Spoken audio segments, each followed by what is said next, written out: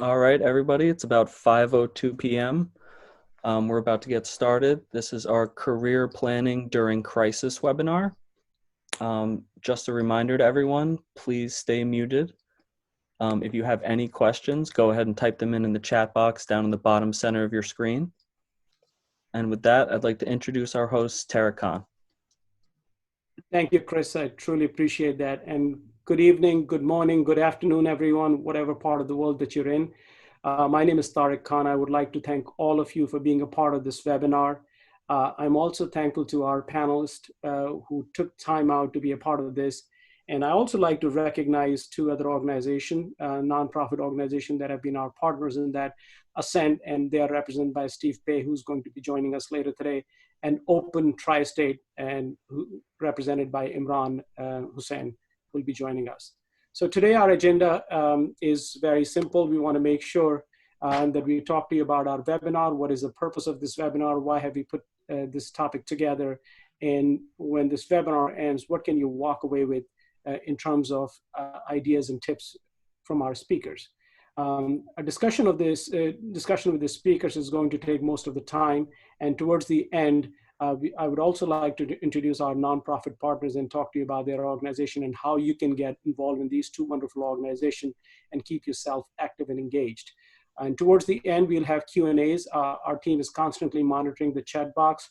We request you to share your thoughts, but when we open for Q&A, please put your question and I'll make sure that I recognize who you are and then put up the question to our panelists. So how did we get here?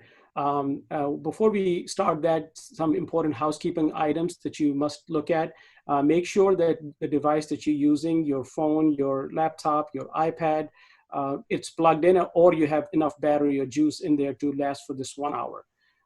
Take notes. It's very important that you take notes, actionable item. One of the challenges or complaint that your previous generation for the young people that a lot of time people say that you don't take notes. It's important that every meeting that you go to, I personally, when I attend an educational webinar or seminar or a meeting, I always walk away with at least 3 ideas that I can put them into practice.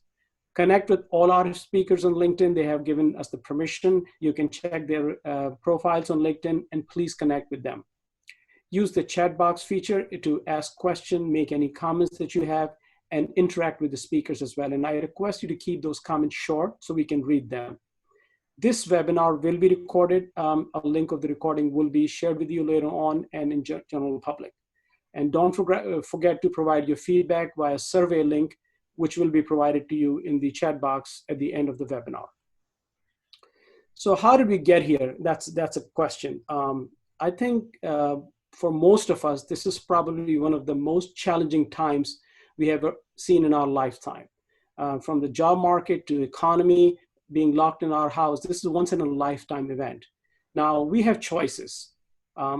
What happens sometimes is not in your control, but how you react to it and how you come out of it is in your control. So you could be very negative that the sky is falling, everyone that I know is dying, and there is no job, the job market is bad, the market is crushing. And if you have that attitude, nothing will help. It is very important for you to understand that this is a short-term problem that we have. The best times are ahead of us, and we keep a positive attitude. Second thing is this lockdown has forced some people to be very inactive. You can be sitting down on a couch or bed and watching TV or using your handheld devices and be on social media all day long. And it's easy and it's fun. But it's very important that we become more active. Exercise. If you cannot go outside, exercise within your house. Take a walk in places.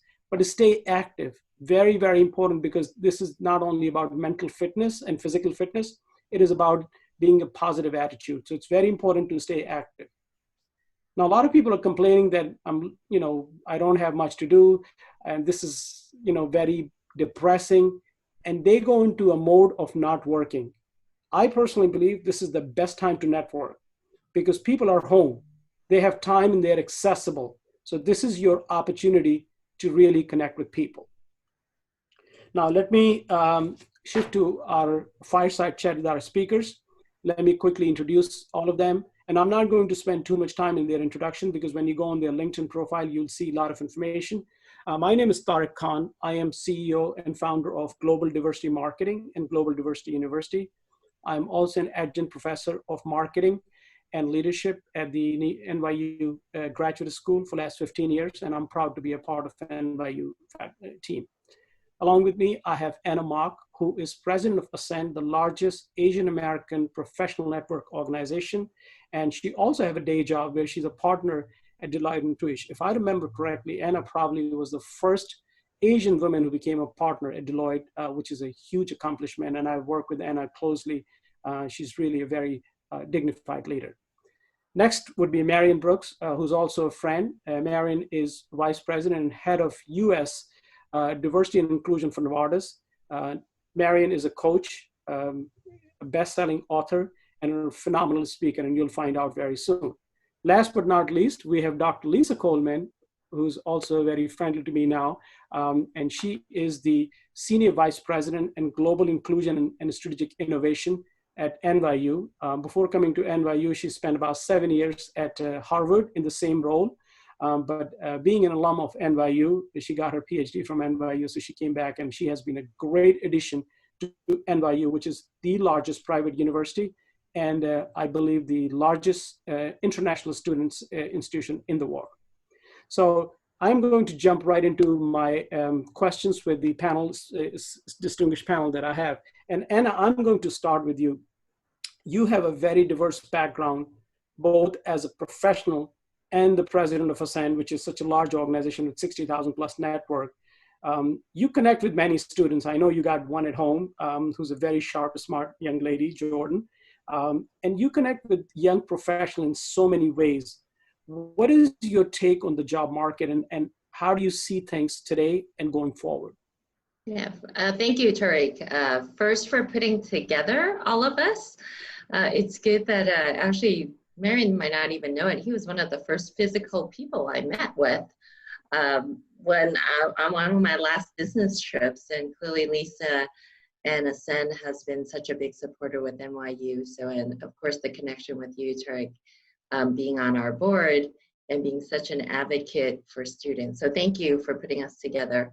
And thank you for sharing your point of view. You know, the outlook relative to the job market, if I knew exactly what it was, I would be probably sitting on a beach right now, because I think it's a little bit up for grabs what the market looks like and what the economy looks like, as indicated by what happened to the market today, right? So those are things when I look at it, and I want to go back to your point about being positive. And I try to look at life, and this is the counsel I give my own 19-year-old who's a college sophomore, who came home for spring break and never left, and is still home from spring break as she finished off her semester, is there's only certain things we can control. And actually, individually, it's pretty hard for me to control the job market and even what companies are doing. So I think your view about having a positive outlook on the market and really doing the parts that we can as individuals and staying connected is so critical, right? I'm pretty optimistic personally, right, that it will be difficult in the near term, but I'm hopeful that in a year or two, you know, we'll be able to really come out of this even better and stronger. But again, if you follow the economists and you follow the different, what companies are saying, they're really across the board of what people think the economy is like, which in turn it impacts what the job market is like. But I would encourage students, while you don't know where the economy is going, as you said, to keep a very positive outlook, because I have a very positive outlook. And how we show up in the job market, that positivity is actually what gets us a seat at the table and gets companies interested in us. And then also know that up market, down market, companies still need people, right? There's always people who are retiring from the job market. Companies need an inflow of talent going in because we always have different levels of employment. So we're always going to be hiring. It may be for different roles than maybe they were the year before. It may be at different scales. It may be at different location. So I would take a look at it through that lens, not necessarily just purely whether there's going to be more jobs or less jobs in the market. Great. Thank you, Anna. You're absolutely right. So, Anna, a lot of students who are graduating or recently graduated, they have not seen the last recession that, most of us, the panel speakers, have seen, and we have seen 2000 challenges as well. And the market has always picked up. So what kind of a hope message you want to give them, those who are just graduated and think, oh my God, what a bad time it is to graduate? Yeah, I think clearly it's always better. I guess one can believe it's better to graduate in a high market, right? When the economy is booming. But again, you couldn't control when you graduated. It is what it is at this point in terms of when you graduated. So I would say, one, back to your point about staying optimistic. Two, you may need to broaden your aperture of what you're looking for, right? And I think broadening your aperture, so you might have graduated with an intent, or maybe even all your 4 years of college intent, you would have this job, or you would be working in this type of company or this location. I think what this market requires is us to have even more agility and flexibility. And so I think it's important for us, as all of us, even those of us working already, to have clarity of what it is that's most important to us in a job or the job experience we want. And we're probably unlikely to have everything we want in that first job. But really having some flexibility and really being clear and explore what's really most important to you, and then try to line up more opportunities that are aligned with what's most important to you. Not everything is as important. So I think this economy forces us to really think about those priorities, right? No different than being shelter in place and really thinking about who am I going to spend my time with? How am I going to spend my time? What kind of risks am I going to take personally, right? In terms of when I go shopping or what I do. I think you have to take a similar approach as you look at the job market and what you want to do in it. Yeah, great. Thank you, Anna. So Marianne, you are in a very interesting industry, pharmaceutical, and you have a very diverse background. From your lens, what do you see, and what are some of the opportunities in this time, from the job market that you see for either recent graduates or young professionals, and even people who are currently employed but they are worried? So I think there's always an opportunity in every obstacle. So if you look at every downturn that we've had in the markets over time, over history, we've rebounded, and we've rebounded with new innovations, new perspectives.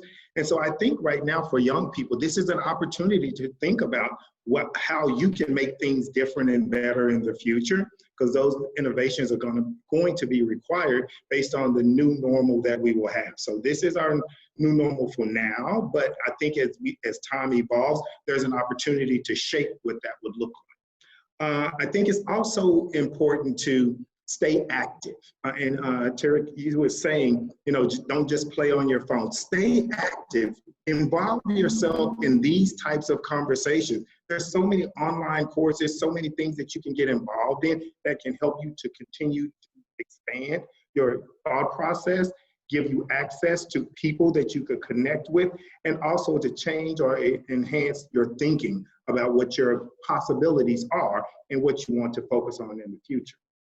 One piece of advice I would give all of the young people, those who have graduated and those who haven't, is don't put the pressure on yourself to think you need to have your plan and your answers baked out.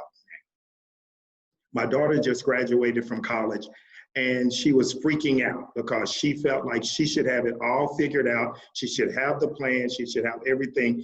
And that level of pressure is only going to lead you to being unhappy, frustrated, and depressed, and take you off of what you should be focused on. And that's how you're going to continue to expand and grow. Last thing I would say is to really stay flexible and get involved. So if you're passionate about any organization, or if you're passionate about any cause, get involved with some of the nonprofits.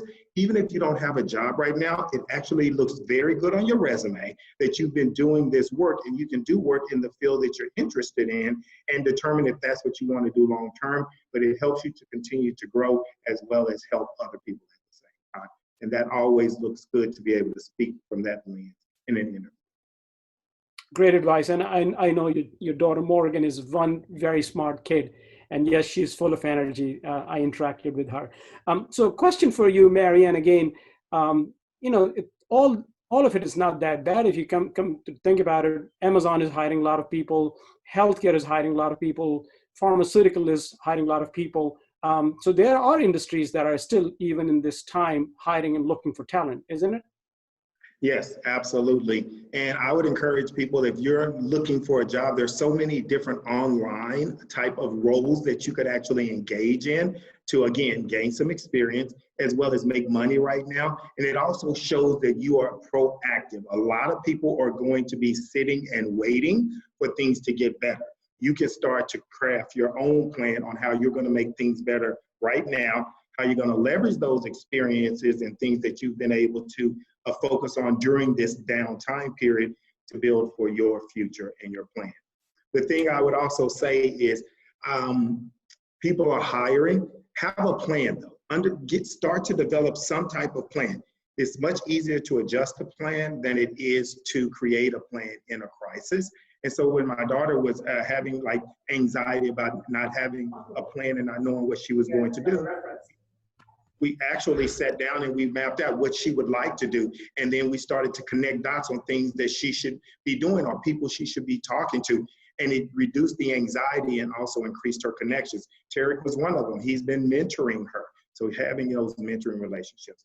But yeah, it's not all gloom and doom. There are opportunities out there. Just look for them, get involved, stay active, and then with that positive mindset that Anna and Tarek talked about, you will start to draw positive things to yourself. Thank you, Marion.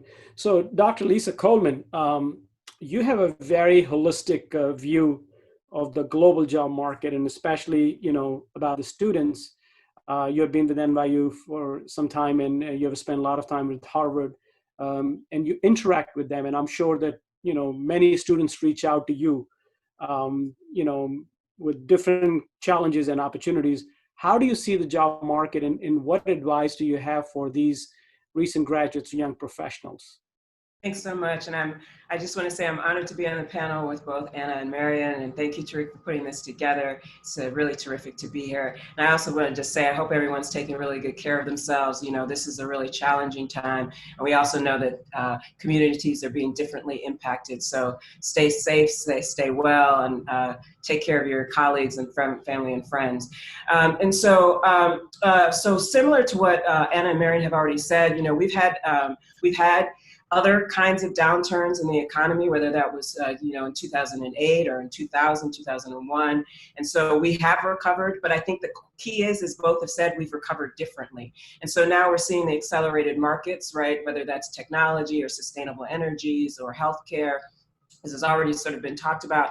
So I think one of the things is for students to look at the trends. Where are the trends and where are they headed? And so when we talk about the future of work, I know there's a lot of conversation about that and new things that are emerging. Well, many of those things have been accelerated.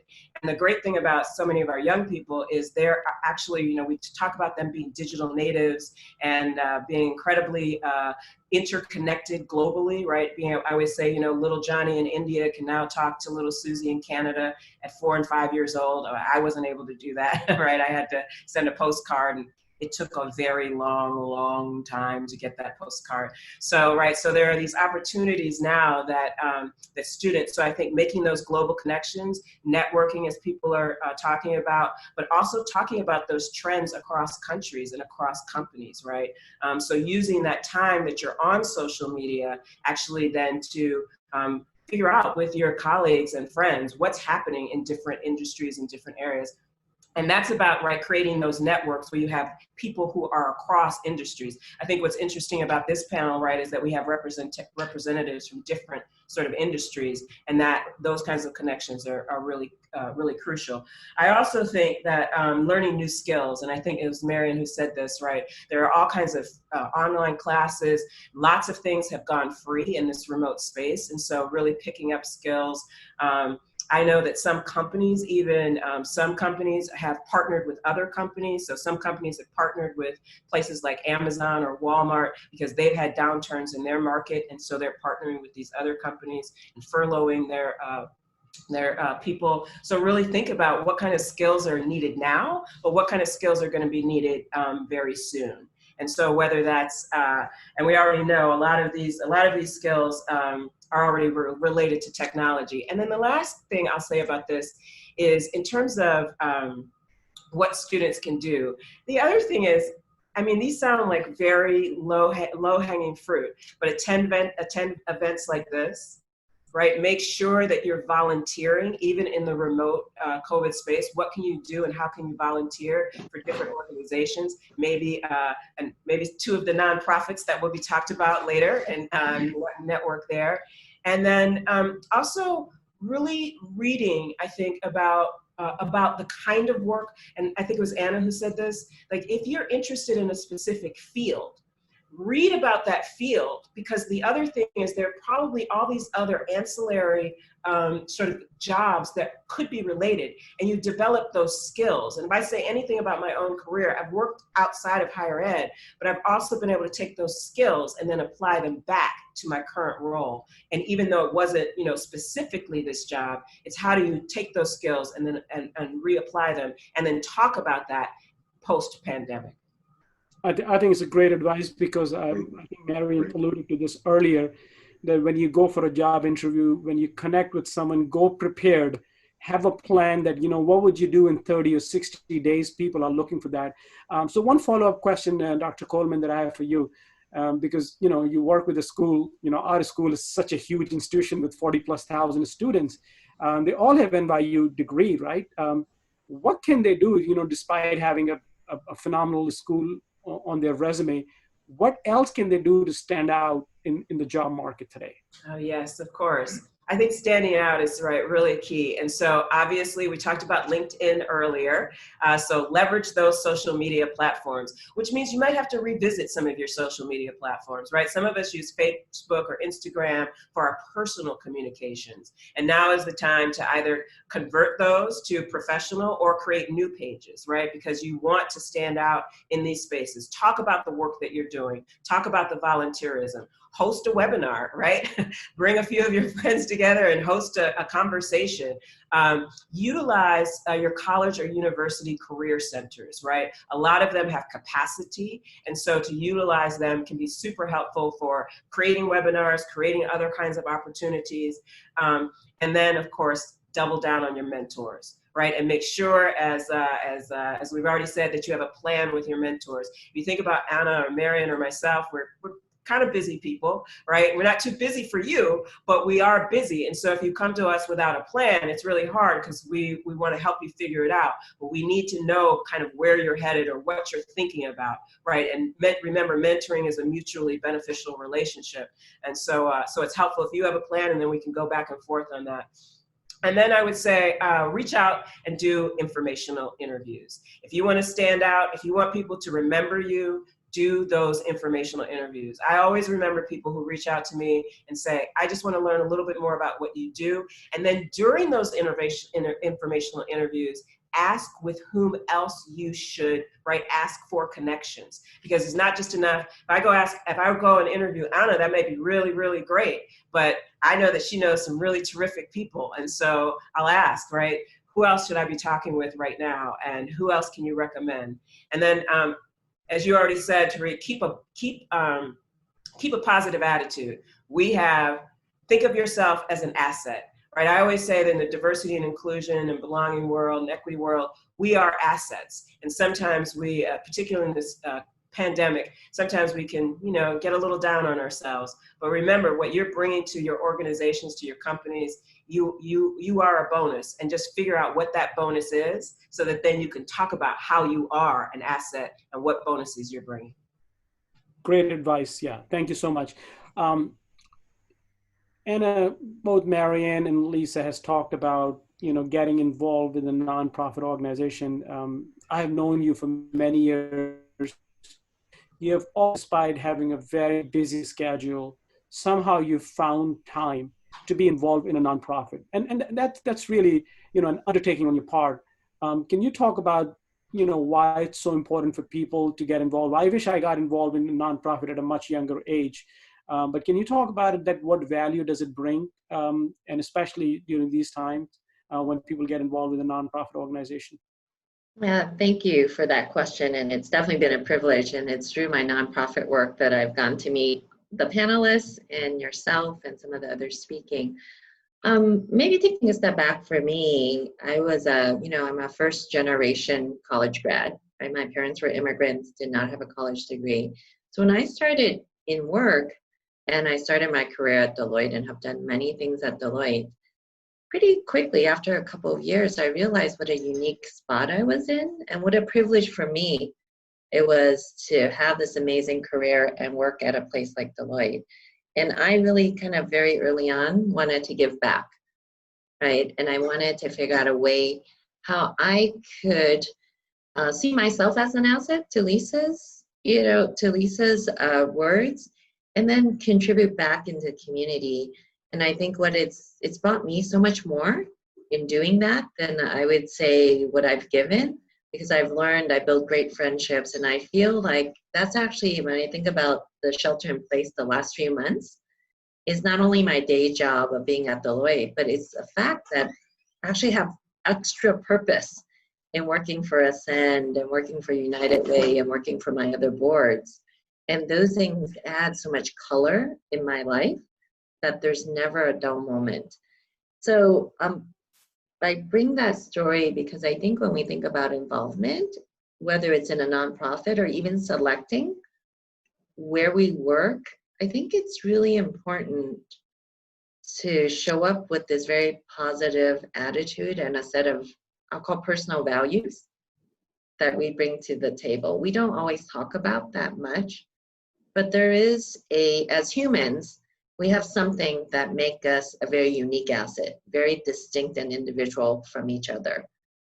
And I think, when you're in college, you're starting to continue to explore that, right? And as you then show up in the community, some of your values and who you are really come out. It comes out by which organization you choose to work with, right? Because there's a lot more nonprofits than there are people, right? And time to give to them. So we actually have to make choices.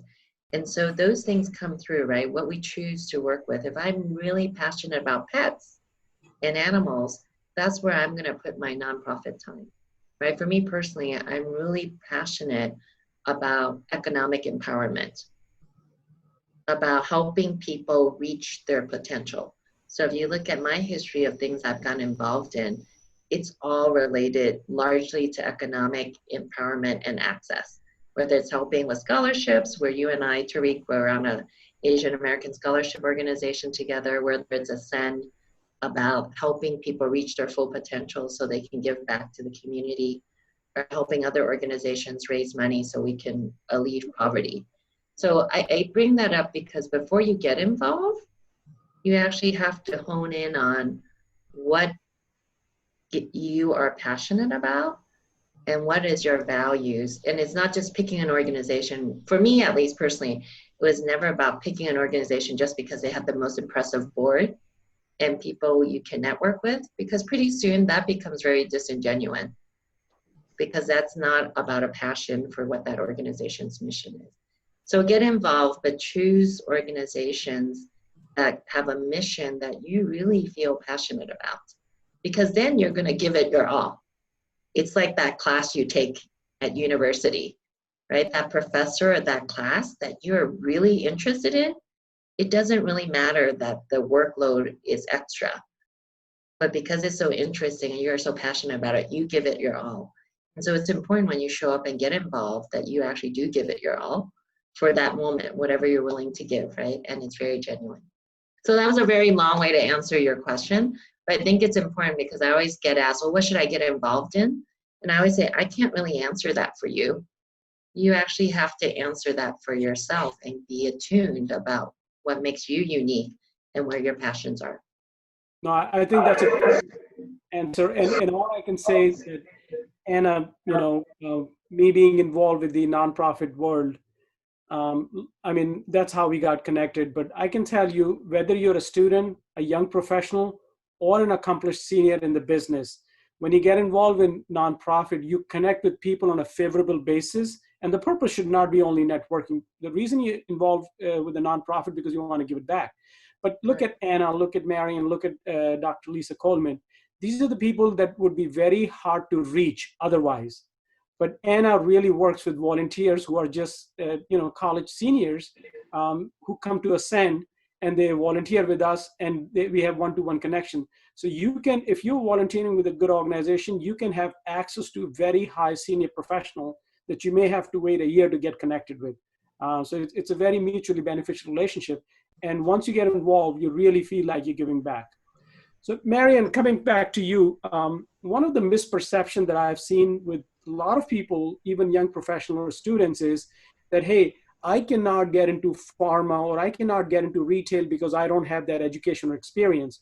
I know when 20 some years ago, I graduated in marketing, we needed marketing majors.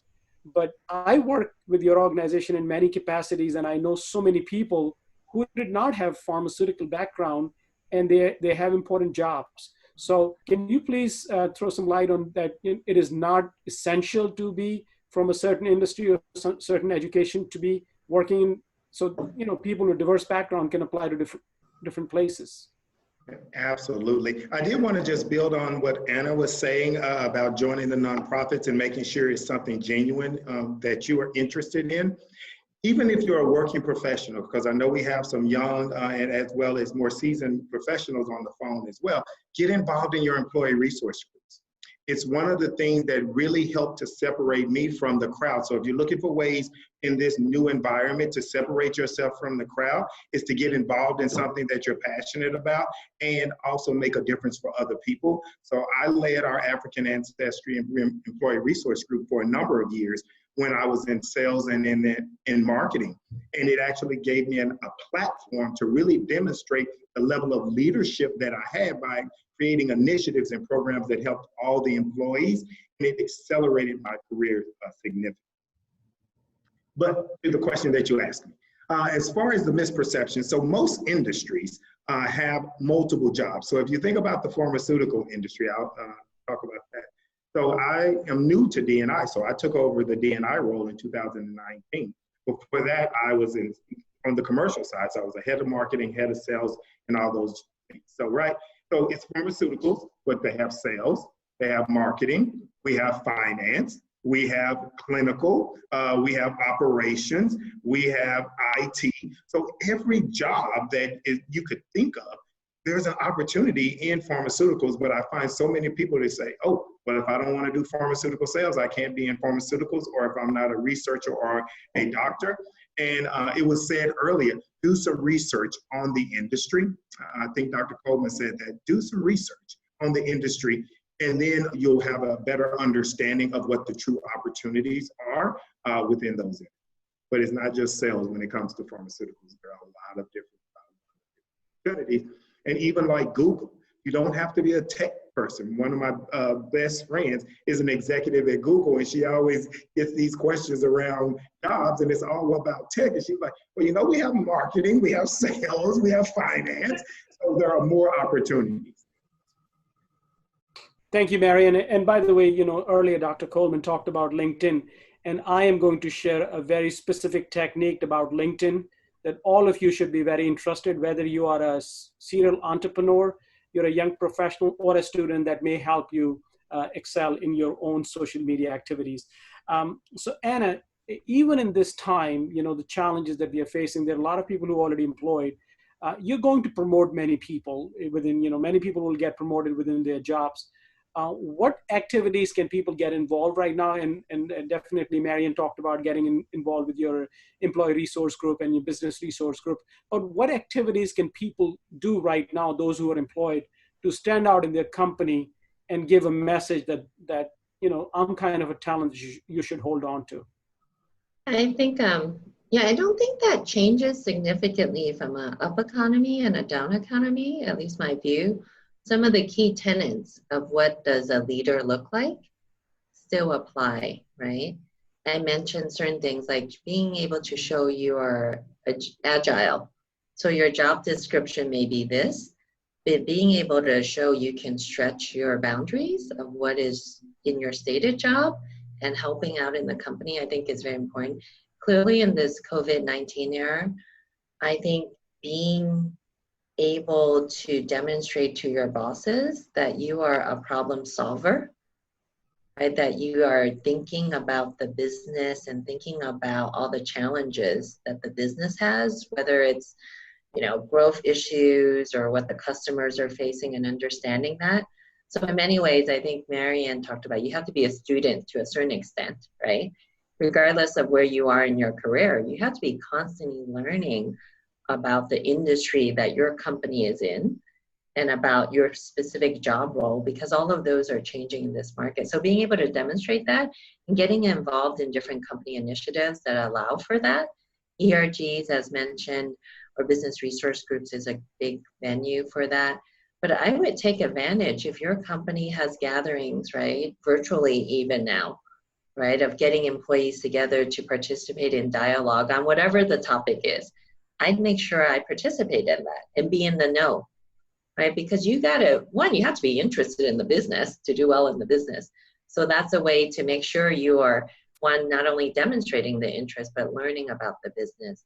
And I think if you can do that, coupled with what we talked about earlier, this positive attitude, this can-do attitude, this role that it doesn't matter whether I'm just a, you know, new hire or a staff person, or I'm a senior person, but I am here as a company asset, using Lisa's word, right, to help us solve the problem, to make us better. So finding opportunities to do that within your company. And if you feel you need to do that, but maybe the company is not as transparent about ways to do that, I would go and talk to your supervisor and your boss and ask them and share with them what is, you know, Lisa mentioned the plan, right? When you're looking for a mentor, in some ways it's the same, right? You have to kind of say, here's a few things I'm kind of interested in and I feel I can be helpful on. So go and talk to your boss or your supervisor or others in the company, and they can help connect you then to ways to get more engaged, even if it's not formal ways that the company may have through committees or councils and other things. Great advice.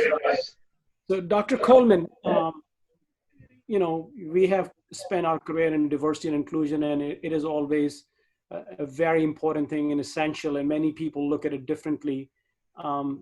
What advice do you have people with diverse background? As the face of America is changing, the opportunities are far more for people with diverse background as they can add different value.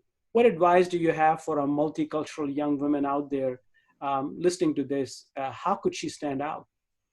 Well, I think the first thing, and my other panelists have said this, is you have to be authentic. You have to be, you know, and know who you are, right? And I think we all are in the process of, you know, it's a lifelong journey of getting to know who you are. So who you are now might not be who you are 20 years from now, but it's good to get to know who you are right now.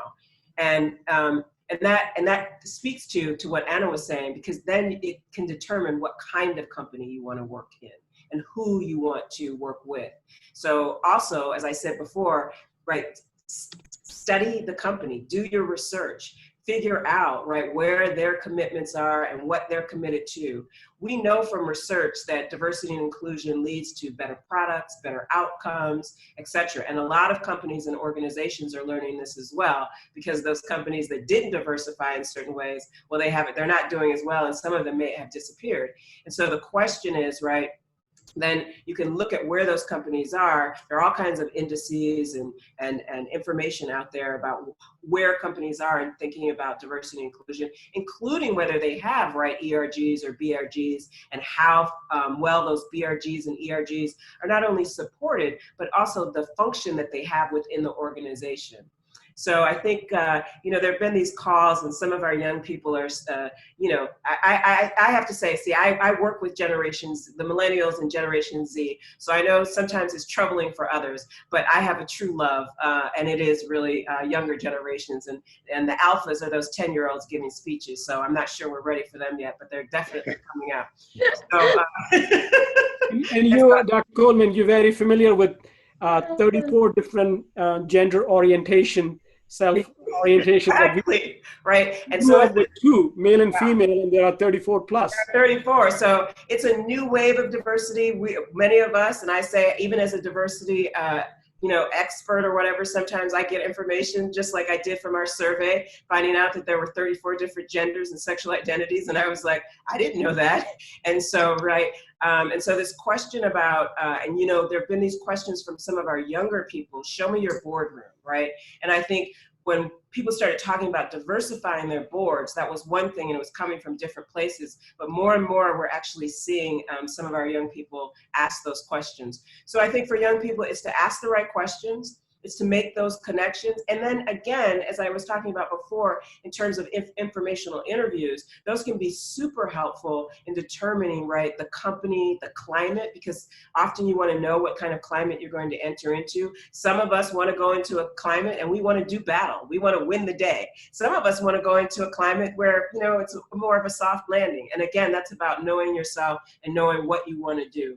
And then lastly, I'll just say, and this goes back to something that Anna was saying in terms of again, when I said this earlier about us being assets. So we are assets, and then figure out your asset. And we know that people raised, and there's a lot of research. And anytime I say research, if you want the research, just, email me on LinkedIn and I'll send you some articles. But there's lots of research that demonstrates if you've grown up in a multicultural environment with a multicultural background from diverse perspectives, that you actually will be more agile, that you will be more nimble, and that you actually will be able to solve more complex problems. There's this great work by Scott Page in the Diversity Bonus book, and he's the professor at the University of Michigan, and he actually talks about diverse groups versus groups that have higher IQs. So if you have a group that has all higher IQ, who will outperform which group? And it's actually the diverse group that outperforms the group because this group is actually very homogenous. They've all spent all their time thinking about how to get a high IQ.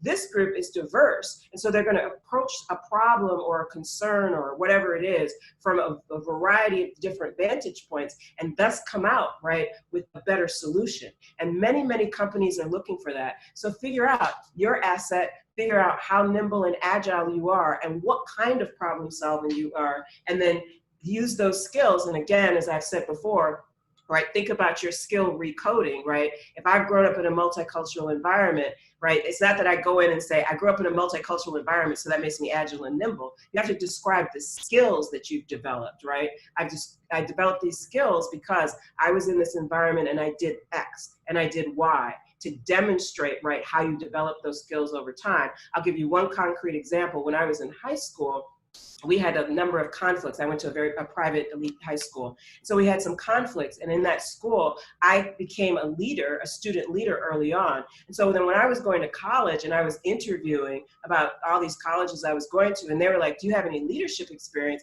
And I was able to talk about this other leadership experience and how I had been agile and nimble, etc., as I was going into this new role. So again, taking your story, turning it, thinking about where the skills are and how that maps on to what you might want to do next. Thank you. And Lisa, when you get a chance, if you can look at the chat box, somebody wants to know if you can type the name of the book when you get a chance. And Scott Page's book, yes. Yeah, and Tariq, can I add a little bit to Lisa? Lisa brought up kind of the story, and I think all of us on the call see so many resumes. And lots of student resumes, and quite often they're beautiful, There's so much facts in it, Lots of detail facts down to which fundraiser and how much was raised. I'd always ask and challenge the so what in it. And so as you think about your resume and you think about your experiences, you have to bridge it a little bit to why is that interesting to an employer. It's not the fact that, hey, you were the president of X organization, because I see 100 resumes every day where someone has a leadership role.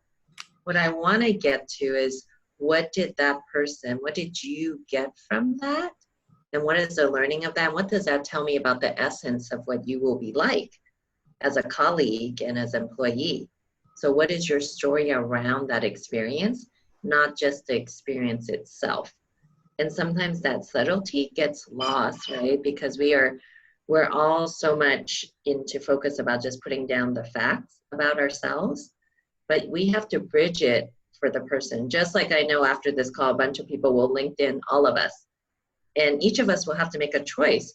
who we're going to return and spend time with, because we won't be able to spend time with everyone that reaches out to us.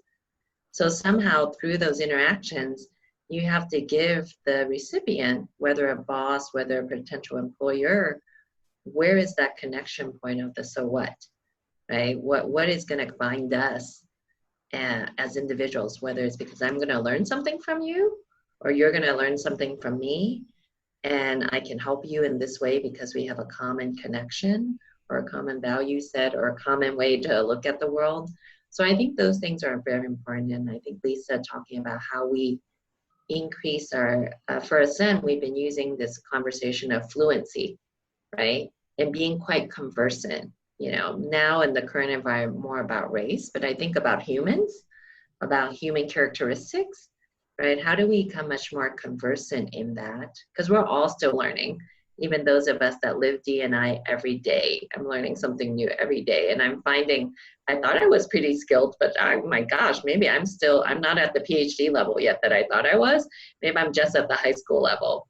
I kind of remind myself every day I have so much more to learn. And I think all of us on the call should kind of take that mindset and constantly be in this thirst to learn about humans and about each other. Can I say one thing? Practice your story. Practice your stories too. Tell them to other people. Practice them and fine tune them, because that is what is helpful too, right? Once you figure your story out, practice it. Practice it in the mirror. And your story is not a fictional one. It's the real life story of you. So I want to be careful. Sometimes when we say story, we think about fiction. I don't think that's what Lisa and I are saying. We're saying what is genuinely you and your story and makes you distinct. And I think that's important to know, that whether you're a student or you're actually currently in the workforce and you're trying to demonstrate your value to your organization, right? Of why you are going to make a difference, right? Why you deserve the promotion, why you should get that opportunity to do X, Y, and Z. Great, thank you so much. Start on that. I just want to add just one thing. Is a good start on that is having an elevator pitch. So just go and Google how to create an elevator pitch, and that will help you to start to build your story. That's a great point, Marion. I appreciate that. Thank you so much. And thank you to all our panel speakers. Please stay here because we will come back to Q&A. But I want to quickly acknowledge two of our partners. Since all of our speakers talked about the importance of getting involved with a nonprofit organization, I would like to introduce my friend Steve Pei, who is a highly accomplished senior executive at Goldman Sachs, but he is also the acting ED of Ascend and doing multiple jobs. So Steve, can you please share with us, a little bit about Ascend and how people can get involved with the organization? Thanks, Tariq, and thank you for inviting me to talk about Ascend, and thank you for the panelists. A great opportunity to hear from all of you. I know time is short, so I'll keep it short. I'll talk about Ascend. As you mentioned in the beginning, Ascend is the largest Pan-Asian professional network. We touch over 60,000 people across Canada and the US. We have over 17 professional chapters across the US and 2 in Canada. We have over 50 student chapters, and I'd be hard-pressed to think that none of the student chapters in New York are not on this call, so welcome all the student chapters on this call. Let me talk specifically about a couple of things that the panelists brought up and how they can be impactful, the people that are listening with Ascend. Ascend definitely gives the opportunity for a couple of things.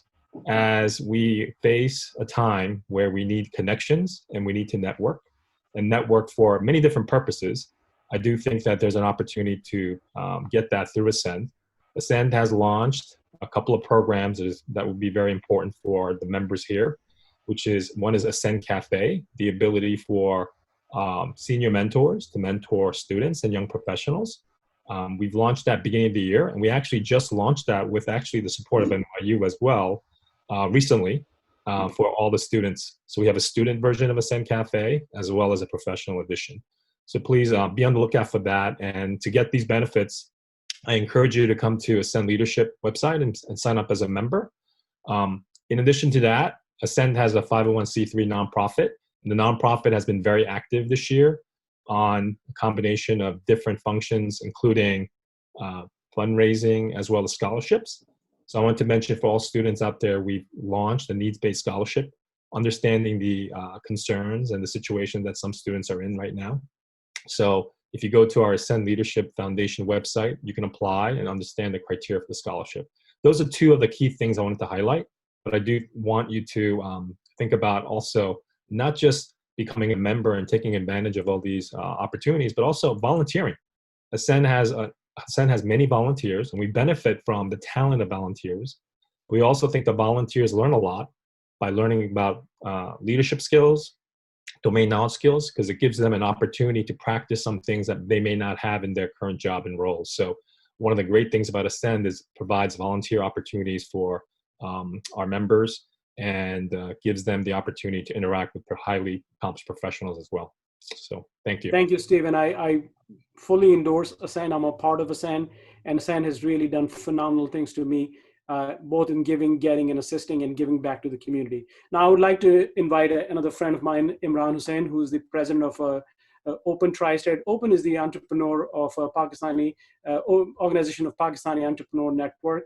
Imran, if you can briefly talk about the Open and how people can get involved with Open. Thank you, Tariq.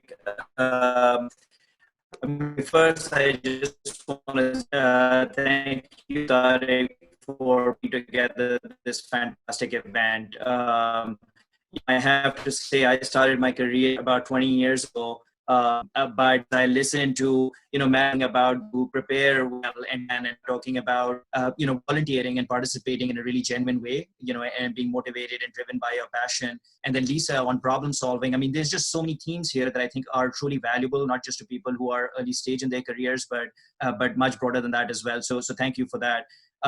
Open briefly is an organization of Pakistani entrepreneurs, started about 22 years ago. We are several thousand Pakistani Americans across the US and a few chapters in other parts of the world as well. 11 chapters currently, and very focused on being able to support mentorship programs, helping with fundraising, supporting business growth, professional development, and thought leadership. I think one point that I just wanted to make was, along the lines of what Lisa had commented on before, this is a really good time, I think, for folks to, come forward and volunteer, with organizations like us or with Ascend, because that's really where you can, build a strong network and really learn some essential skills that are going to be important for you in the workforce as well. So thanks again for the time, Tariq, and to everyone for attending, and we'll look forward to remaining involved with the group. Thanks so much. Imran, thank you. And both Steve and Imran, thanks for your leadership. And just so everyone knows that these are great organizations, I'm a part of both of them. And yes, you don't have to be an Asian American to be a part of Ascend, and you don't have to be a Pakistani origin to be a part of these organizations. You can volunteer with any one of them and help them, these organizations. So I strongly encourage. As we're getting close to, we have last few minutes left, but I want to share a very important actionable item with you. I strongly encourage all of you to be very active in LinkedIn. If you're not, please get on LinkedIn. And here is a very simple thing that I want to leave you with. Your 2020 goal should be 25, 10, and 5. So let me explain it to you. Going forward, make a goal that every week you need to reach out to 25 people, send them a message, identify these people. LinkedIn is a great tool. If you're looking to be in retail industry, just put down the name of a person in retail, or put down Retail New York. You will come up with a lot of people. Identify every week 25 people that you want to reach out to. Right now, people are more active on their social media. Send them a message that I would like to do a video recording, or I would like to interview you, or I want to get your opinion about a blog. And then if you reach out to 25 people with a strong message, I guarantee you that you will hear 10 responses at least. Each week, your goal should be to hear back from 10 people. Out of these 10 people, you want to favorably connect with 5 people, which means they agree to either talk to you, give you an interview, or do an introduction with you. If you make this a habit, and that every week you have to reach out to 25 people, hear back from 10, and at least convert 5 of those into your favorable, in next 26 weeks, for the rest of the month in 2020, you will have reached out to 650 people. You'll get probably 260 responses, and you will have 130 new connections. Whether you're a student, a graduate, or a senior professional. This can really help you. And if you're not able to connect with 100 people and all of those 100 people are not able to help you, reach out to me. I'll make sure that I connect with you. I feel very confident about this. I've shared this with a lot of people in my previous lives, and it has really worked. So as our speakers were talking about the importance of getting involved in social media, here is an opportunity for you. I know we have very little time, hardly 3 minutes, and I'm going to go and give a 30-second express question to all our panel speakers, 30 seconds to respond. So I'm going to start with you, Dr. Coleman. Question came from Sania, who's probably one of my students. She's saying, should an international student be doing something different to set themselves apart? Because you know we have a lot of international students, so 30 seconds. What can they do? Yes. Yes. Double down on your global, what you bring as an asset as an international student. What I talked about before in terms of assets, one of those assets in terms of the diversity market is being international, whatever that means. I don't know who's asking the question, but we know that many of our companies are global. And so how you can be an asset and leverage that into the company. So yes, it's different, but it's different because it's built on your asset as difference. Great, thank you. That was a great 30 seconds. So Anna, next question, I'm gonna come to you. And it comes from Tony Dong, who's probably one of our co-VP Student Affair chapter at Ascend. He's asking, what can you identify as 2 or 3 soft skills that you would like to see in our next generation? Yeah, I think I mentioned some of them, right? This concept of agility, which I would say is a kind of, and I don't really use the word soft skills. I would say it's an essential skill versus a technical skill. So I think that's definitely one. I think 2, especially as what we're seeing today, this ability to collaborate and work together is another skill that we kind of assume people have, but I actually think students are very well positioned for that. Those 2 skills. And then third one is an ability to feel and show empathy. Great, thank you. And I go back to that a lot as humans, right? That, to me, that's very important. Great, thank you. And 30-second question for Marianne. Marianne, when you were 25 years old, what do you wish that you knew today? What would you tell a 25-year-old young man? You know, that's a difficult question, but I'm going to put it. Thanks for asking him. Yeah, thank you for asking him. Yeah, I thought we were friends. I think you're the BFF, Marianne. So I would have said to my 25-year-old self, number 1, you're good enough. Number 2, you're smart enough. Continue to work hard and everything will work out. Thank you so much. So this is the last minute, and I would like to thank my panelists for such a phenomenal job within time. I'd like to thank Ascend and Open. I strongly encourage everybody to be a part of it. And I want to leave 6 points with all of you. Believe in yourself. The best is ahead of you. You have to have that belief. Develop your creative strategy, not just in your mental mind, but on a paper. This is the best time to stand out and network. You have to have that belief. People are more accessible. Make sure that you get a mentor or a coach. And there are panelists who could probably be, you know, I don't want to promise on their behalf because they're very, very busy. But you know what? You have to connect with people like themselves. And one technique that tomorrow, if you don't have a job, tomorrow you can be with a job. Become an entrepreneur, open a company. The best time to start a business is when the economy is bad. And get involved with a nonprofit organization. And I'm going to close with this note that today, if I have to look at my life, 60 or 70% of my time is spent running the companies that I have, Global Diversity Marketing, Global Diversity University. 30% of the time I spend with nonprofit and teaching. In the next 10 years, I want to do 90% of my time in teaching a nonprofit because you feel very different when you give back. I want to thank once again all of you for being a part of it. Please, as you exit, there would be a survey given to you. Please fill out that survey and stay connected with us. We are recording the session. We will be sharing it with you. And once again, I want to thank Marianne Brooks, Dr. Lisa Coleman, Anna Mock, Steve Pei, and Imran Hussain for being a part of this. Thank you so much. Please. Thank you, everyone. Have a great day. Thank you, everyone. Enjoy the rest of your week. Take care. Bye. Bye.